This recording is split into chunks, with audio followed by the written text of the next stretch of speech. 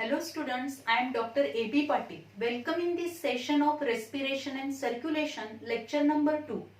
In last lecture, we already discussed about what is the definition of respiration, how respiration takes place in plants, then how respiration takes place in animals, and what are the different organs which play very important role in the respiration in different animals.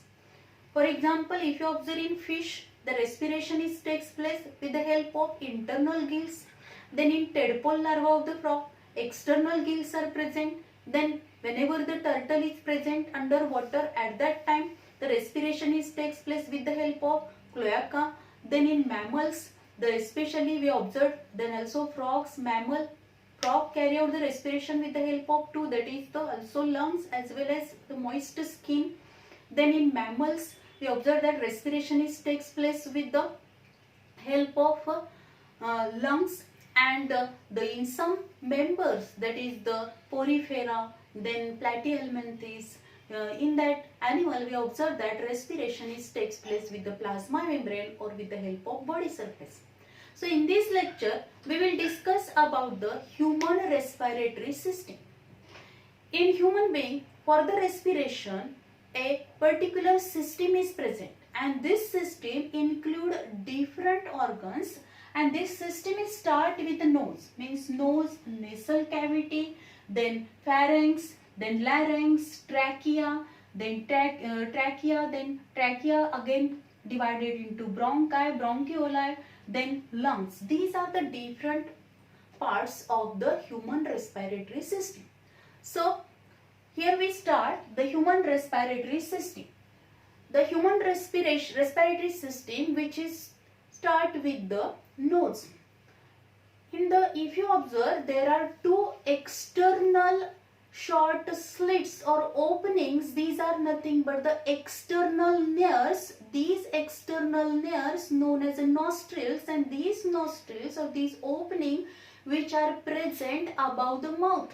माउथच्या वरच्या साइडला बरोबर आपल्या नोजला दोन एक slight opening असतील, त्या ओपनिंगना म्हणायचं nostrils, और these are also known as external nares. These two nostrils which are separated from each other with the help of septum. या दोन्हीच्या मध्ये सेप्टम आहे, त्यामुळे या दोन ओपनिंग्स एकमेकांपासून सेपरेट झाले. And with the help of this nostril, air enter into the nose. Nose मध्ये जी काय एअर एंटर होणार आहे ती कशामधून एंटर होणार? नॉस्ट्रिल मधून एंटर होईल, एक्सटर्नल नेअर मधून एंटर होणार. Then these external nares they open into, आता हे नॉस्ट्रिल असणार आहे, त्याच्यानंतर ते नॉस्ट्रिल कशामध्ये ओपन होतात? These are open into the nasal cavity, and this nasal cavity which is divided into two chambers, nasal chambers, with the help of a mesothemoid cartilage. म्हणजे आपल्या नोज मध्ये जी नेसल कॅव्हिटी आहे त्या नेसल कॅव्हिटीचे दोन चेंबर झाले. ते दोन चेंबर कशामुळे झाले? तर मेसोथेमॉइड कार्टिलेज मुळे the nasal cavity which is divided into to नेसल chambers. And if you observe the structure of each nasal chamber, then each nasal chamber which is again divided into three regions, vestibule means lower most, सगळ्यात सुरुवातीचा जो असणार आहे तो vestibule आहे, then middle असेल respiratory part, and then olfactory chamber. म्हणजे हा सुरुवातीचा जो इथं असणार आहे त्याला वेस्टिब्युल आपण म्हणतो, नंतरचा जो पार्ट असणार आहे which is nothing but the respiratory part, and third one which is nothing but the olfactory chamber. So the nostril or external nares which take the air and then it pass into the nasal chamber and it enter into the vestibule. Vestibule is a very small region, and here the skin of vestibule which is lined with the hair, and also there is a presence of some oil and sweat glands. And as the skin of vestibule having the hair present है, and due to which whenever the air is enter into the nostril, at that time dust particle and microbes which are attached or they are stick to the hair ला ते stick होणार आहे, आणि त्यामुळे hair मधून काय होणार आहे? Air is filter. So filtration of the air is carry out in the vestibule. Vestibule मध्ये काय होणार आहे?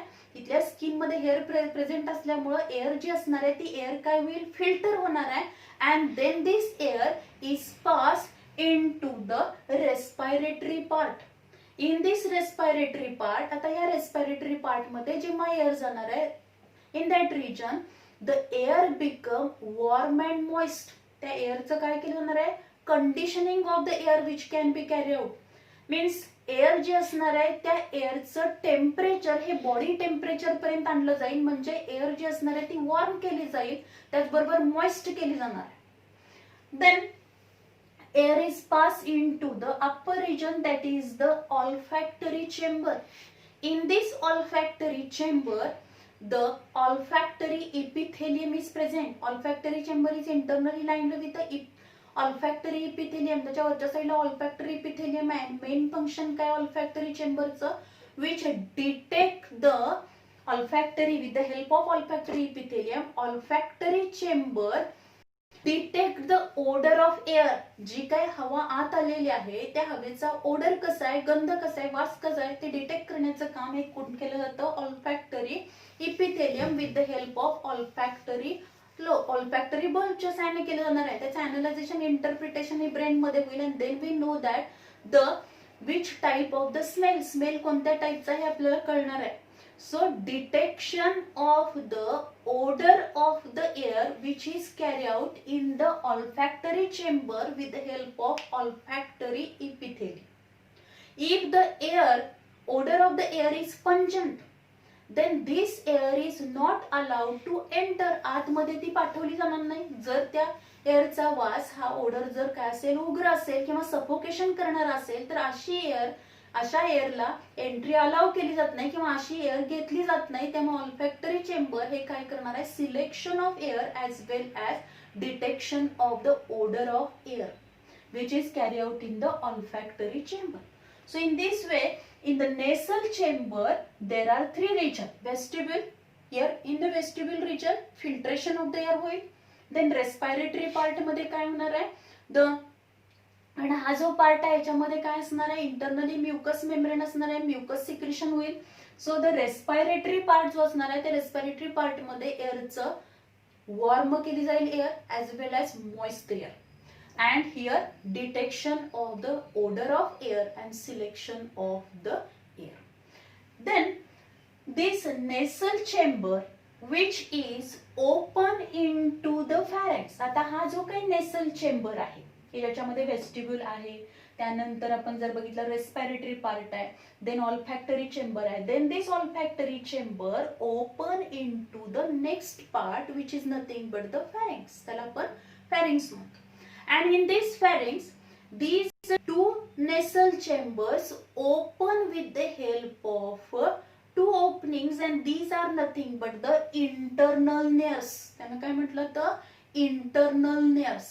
And these internal nares which are present at the base of this olfactory chamber and which are present at the roof of nasopharynx. nasopharynxच्या रूफला वरच्या साईडला येते.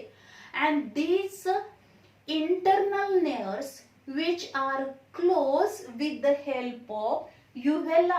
uvula म्हणून एक तिथं एक ऑर्गन असणार आहे मस्क्युलर, म्हणजेच त्याला आपण पडजीभ म्हणतो मराठीमध्ये.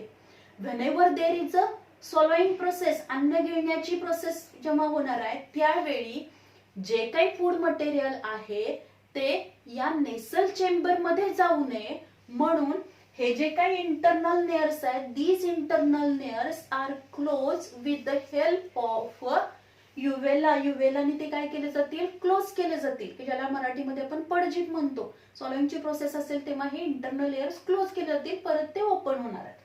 Then these internal nares open into the pharynx. कशामध्ये ओपन होणार, ते pharynx मध्ये ओपन होतील.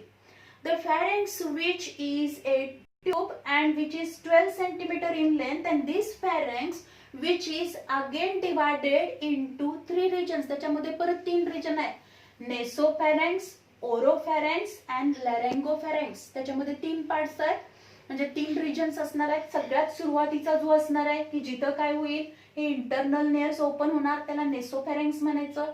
नेसोफॅरिंग्स काय करेल, या इंटरनल नेअरनी जी काय एअर आणलेली आहे ती नेसोफॅरिंग्स मध्ये जाणार. नेसोफॅरेंक्स ओपन, नेसोफॅरेंक्स नंतर मधला जो रिजन आहे त्याला ओरोफॅरेंक्स म्हणायचं. अँड ओरोफॅरेंक्सच्या खालच्या साईडचा जो रिजन आहे which is nothing but the laryngopharynx, त्याला लॅरेंगोफॅरेंक्स म्हटलं जातं. इन दिस फॅरेंक्स, आता फॅरेंक्स मध्ये जर आपण बघितलं, this nasopharynx which is internally lined by ciliated stratified squamous epithelium त्याच्यामध्ये प्रेझेंट आहे. त्याचबरोबर सगळं आपण जर फॅरेंक्सचा रिजन बघितला which is internally lined by ciliated pseudostratified columnar epithelium तिथं प्रेझेंट असणार आहे. अँड ज्या तिथं काय असणार आहे, सिलिएटेड इपिथेलियम आहे, म्हणजे अशा या सेल्स असतील आणि त्या सेल्स वरती, इपिथेलियम सेल्स वरती काय आहे, सिलिया प्रेझेंट आहेत. आणि त्या सिलियामुळे काय होईल, जेव्हा एअर पास होणार आहे फॅरेंक्स मधून, त्या एअर मध्ये समजा डस्ट पार्टिकल असतील, मायक्रोब्स असतील, बॅक्टेरिया असतील, तर काय असणार आहे, किंवा बऱ्याच वेळेला आपण बघतो काही स्पोर्स असतात किंवा पोलन ग्रेन्स असतात, ते सुद्धा काय केलं जाणार आहे, ट्रॅप केले जाणार आहे. आणि जी काय फ्रेश एअर असेल, शुद्ध हवा जी असणार आहे ती पुढे पाठवली जाईल. म्हणजेच जरी समजा इथं फिल्ट्रेशन झालं नेसल चेंबर मध्ये, त्यामधूनही काही डस्ट पार्टिकल राहिले असतील, तर तिथं ट्रॅप करण्याचं काम कोण करणार आहे, सिलिएटेड इपिथेलियम करेल.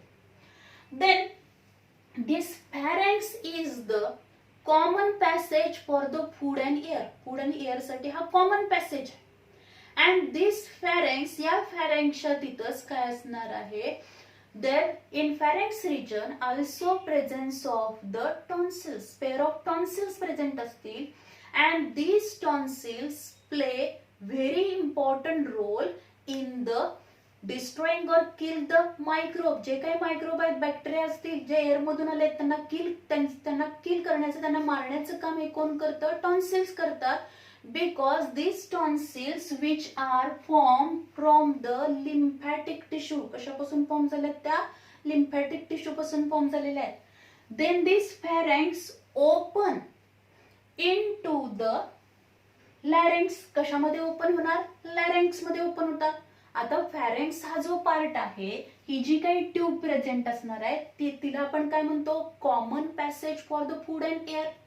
सो when this pharynx, आता ह्या फॅरेंक्सचा जो शेवटचा पार्ट आहे लॅरेंगोफॅरेंक्स, हा लॅरेंगोफॅरेंक्स काय होणार आहे, which is open into, तो कशामध्ये ओपन होणार आहे, दोन पाइप्स मध्ये ओपन होईल.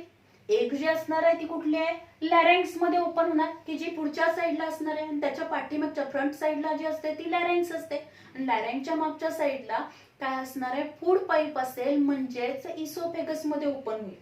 म्हणजे फॅरेंक्स जो असणार आहे तो दोन डक्ट मध्ये ओपन होतो, दोन पाईप मध्ये ओपन होतो. पुढची जी असते तिला लॅरेंक्स म्हणायचं, की तो पॅसेज कसाचा आहे, एअर पॅसेज आहे.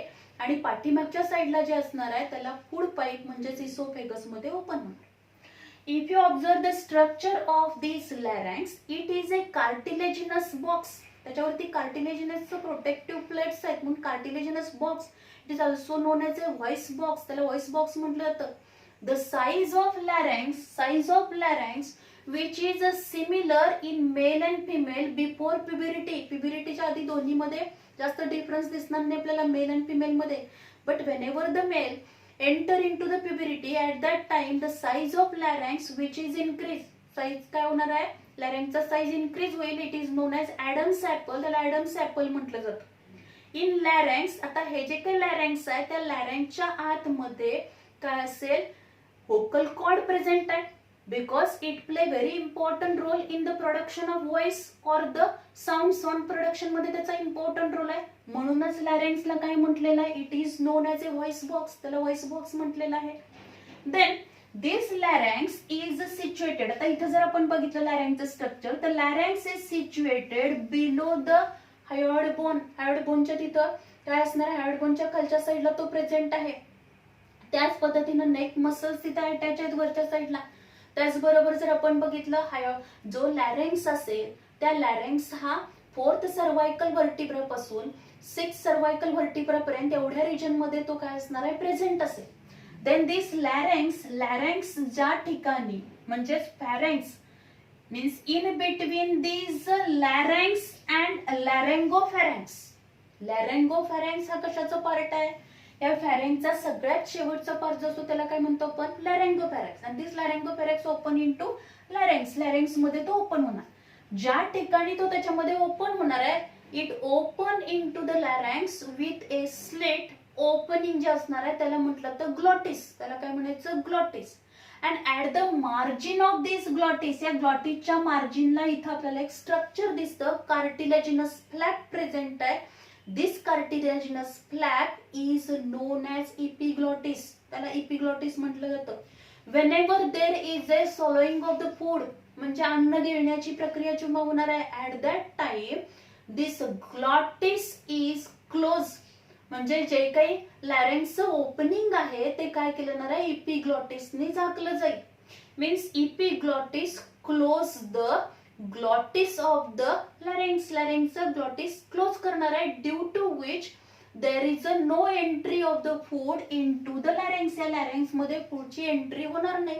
म्हणजेच एअर किंवा विंड पाईप मध्ये लॅरेंक्स मध्ये फूडची एंट्री होऊ नये. कारण आपल्याला माहिती आहे फॅरेंक्स हा काय आहे, common passage for the food and air. Common passage आहे.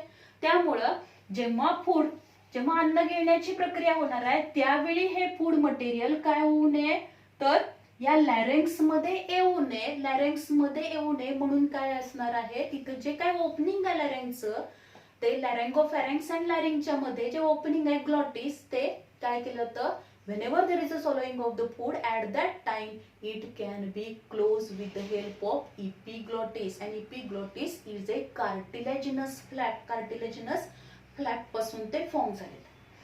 Then if you observe on the lateral side, this larynx is attached to the globules of the thyroid. Thyroid ग्लँडच्या ग्लोब्सला काय असणार आहे, थायरॉइड ग्लँडला हे लॅटरली हे लॅरेंक्स काय झालेलं आहे, अटॅच झालेलं असणार आहे. त्याच्या लॅटरल साइडला काय आहे, थायरॉइड ग्लँड प्रेझेंट असणार आहे.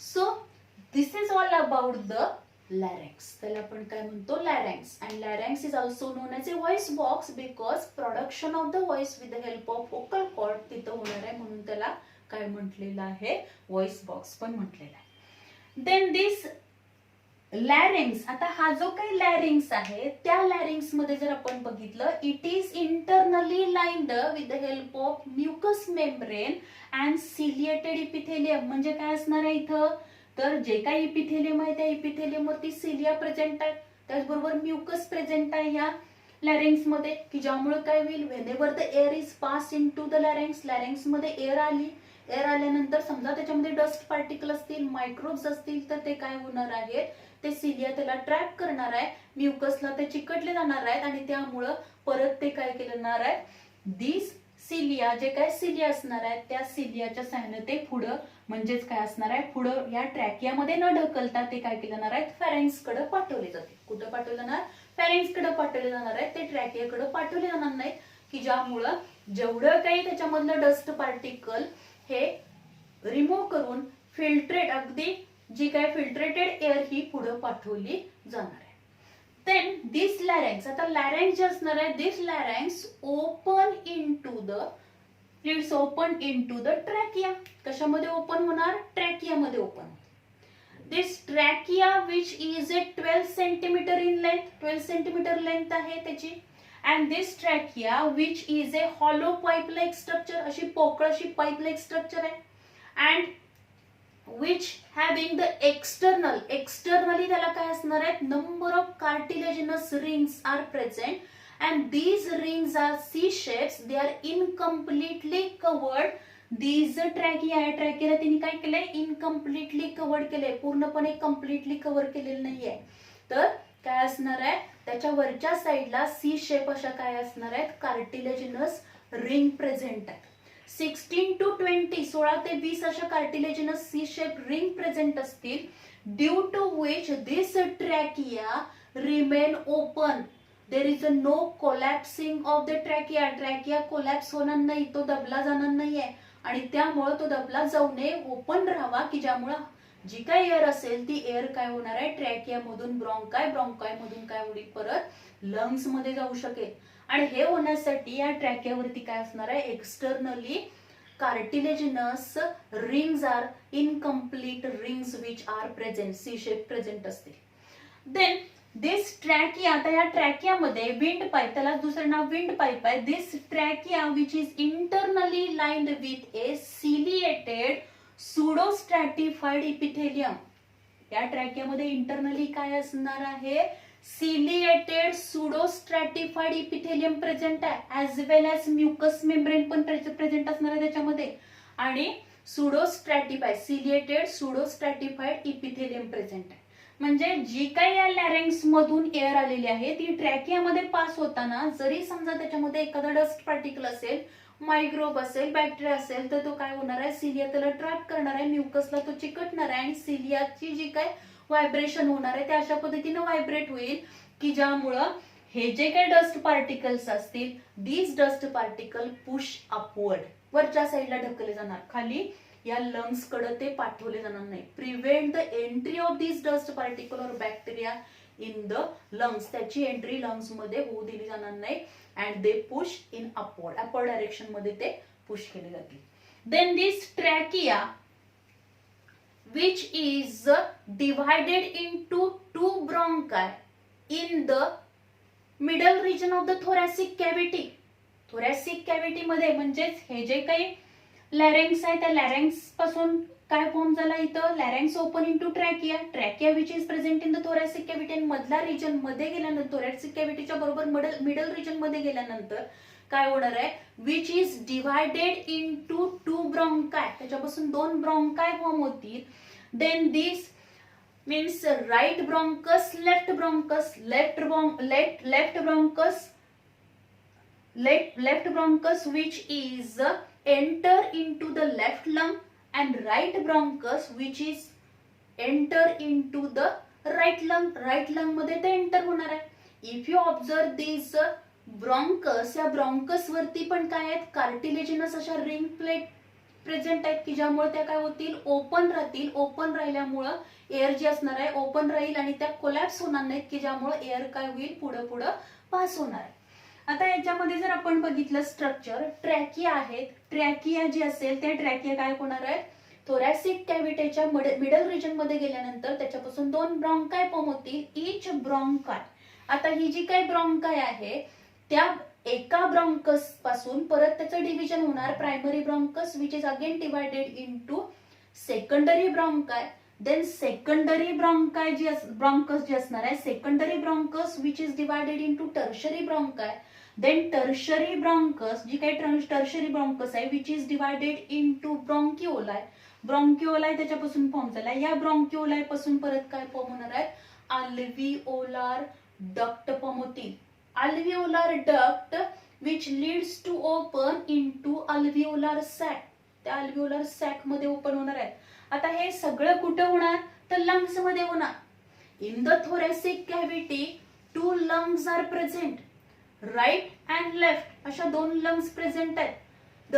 these lungs which are the soft, slightly pinkish, then spongy structure present असणार आहे, sac like structure प्रेझेंट असणार आहे. जर आपण त्याचा अँटिरियर रिजन बघितला तर नॅरो आहे.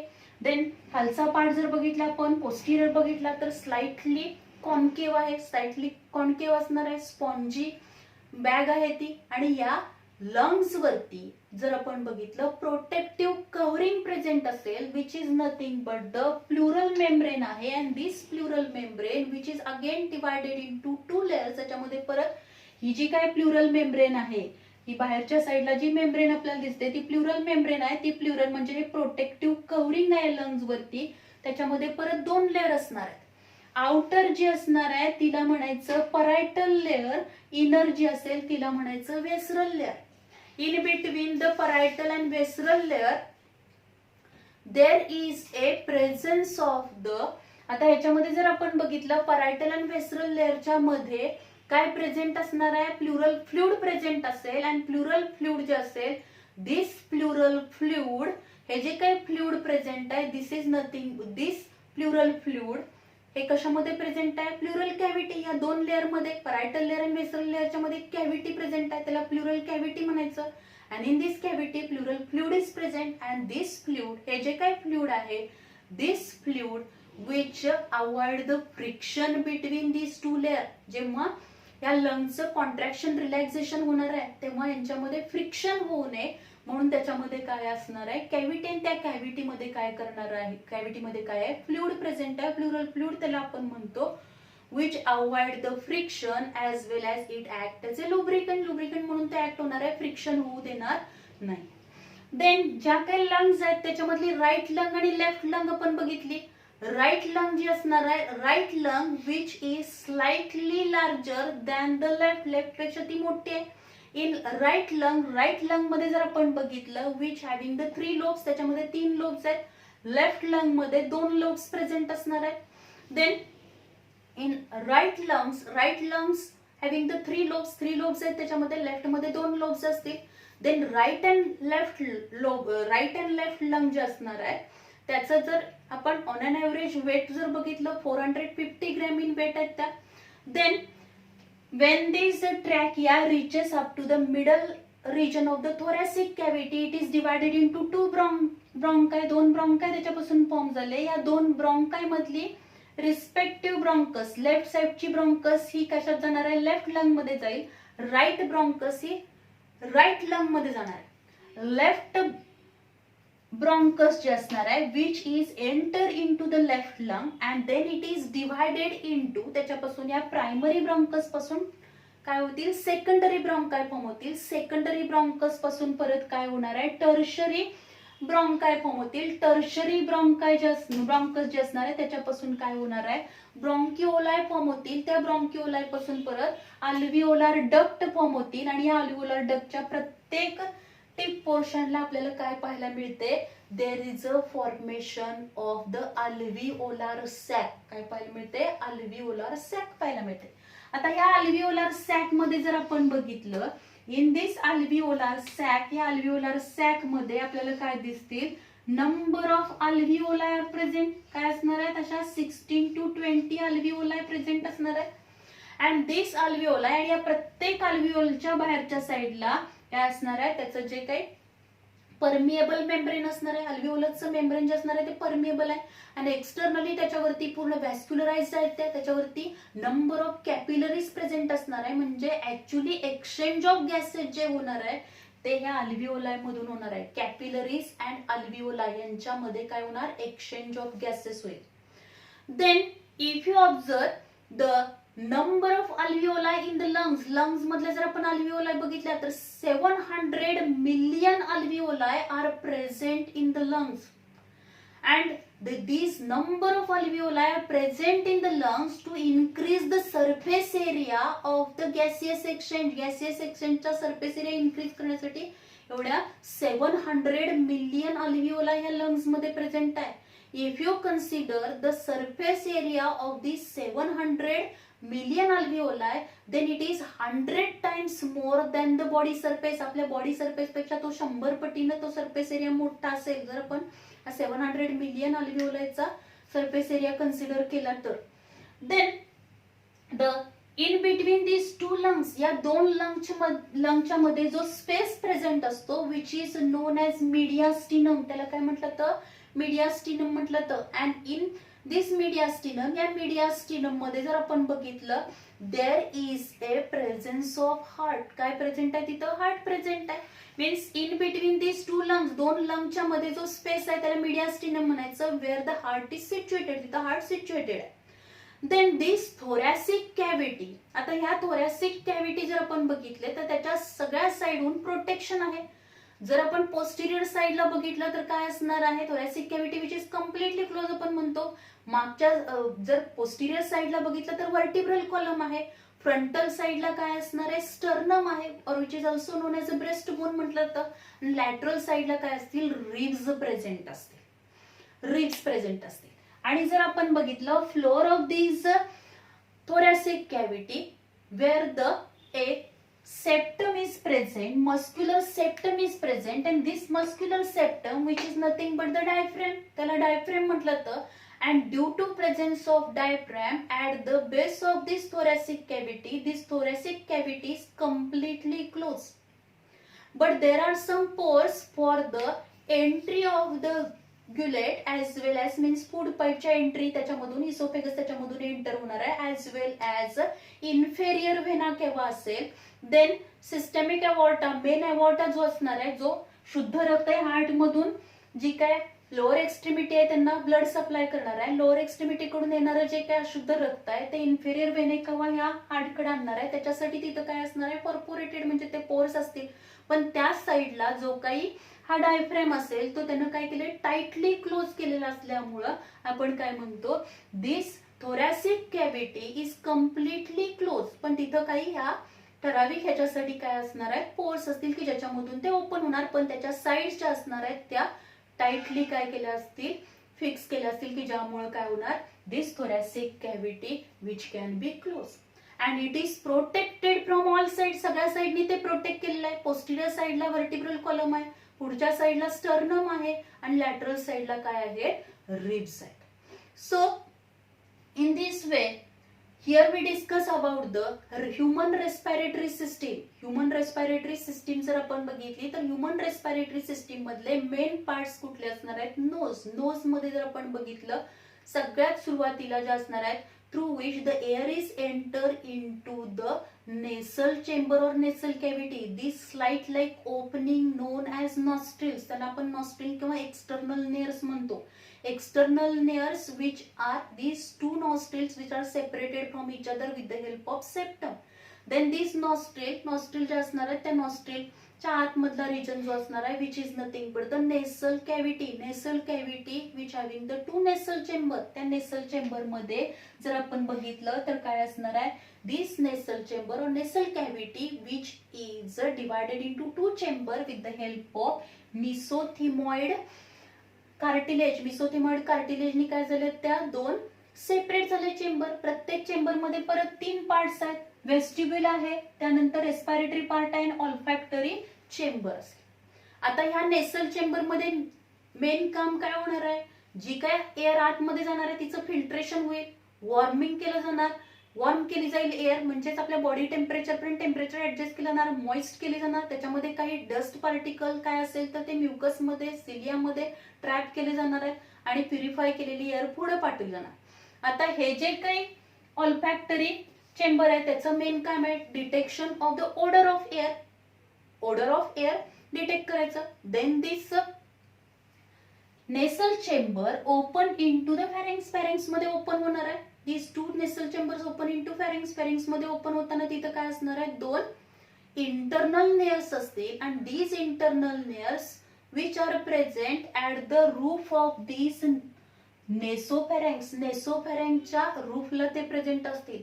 these are internally lined with the ciliated striated squamous epithelium. He line चालली आहे त्याच्यामधून एअर पुढे पास होईल. If there is a swallowing process at that time internal airs are closed with the help of uvula. uvula ने ते close केले जाते.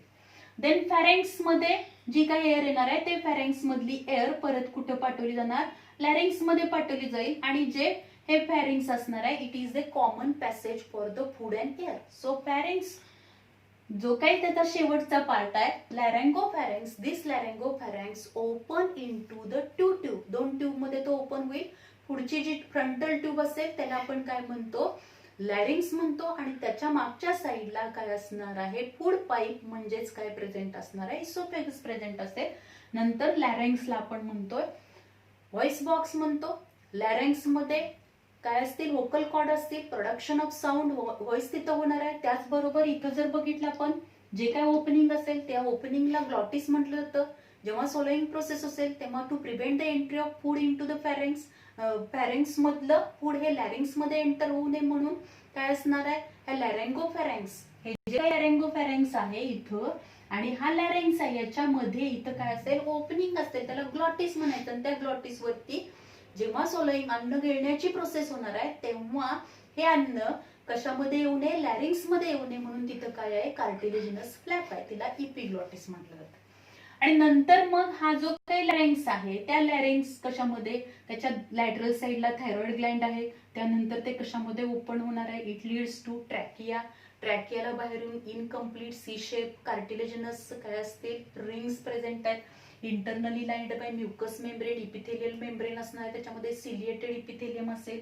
Then this trachea, when reaches up to the middle region of the thoracic cavity, it is divided into two. त्याच्यापासून दोन हे होणार आहेत, ब्रॉन्काय form होतील. त्या ब्रॉन्काय ह्या लंग्स मध्ये एंटर होतील. परत त्या ब्रॉन्काय पासून primary bronchus to tertiary bronchi, secondary bronchus to tertiary bronchus, bronchioli, alveolar duct आणि अल्व्हिओलर सॅक, की ज्या अल्व्हिओलर सॅक मध्ये 16 to 20 काय असणार आहेत, अल्व्हिओलाय प्रेझेंट असतील. आणि या थोरॅसिक कॅव्हिटीच्या बेसला आपण फ्लोअरला बघतो तिथं काय असणार आहे, थोरॅसिक कॅव्हिटी आणि ॲब्डॉमिनल कॅव्हिटी या एकमेकीपासून काय होणार आहेत, या डायफ्रॅमनी वेगळ्या होतील. आणि लंग ज्या असणार आहेत, दोन लंग्स प्रेझेंट असतील की ज्याच्यामध्ये हे ब्रॉन्काय एंटर ब्रॉन्कस रिस्पेक्टिव्ह ब्रॉन्कस त्या लंग मध्ये एंटर होणार आहे. ज्या लंग्स असणार आहेत त्या लंग्स वरती प्रोटेक्टिव्ह कव्हरिंग असतं, त्याला प्लुरल मेम्ब्रेन म्हटलं जातं. आणि त्याच्यामध्ये दोन लेअर्स आहेत, परायटल लेअर, वेसरल लेअर आहे. त्याचबरोबर ह्या ज्या काही लंग्स असतील त्या मस्क्युलर आहेत, सॉफ्ट आहेत, त्या स्पॉन्जी असणार आहेत. त्याच्यामध्ये नंबर ऑफ अल्व्हिओलाय असतील, 700 मिलियन अल्व्हिओलाय असतील. So in this way this is all about the human respiratory system. So in the next lecture we discuss about how the respiration process, mechanism of the respiration takes place. This point we will discuss in the next lecture. Thank you very much.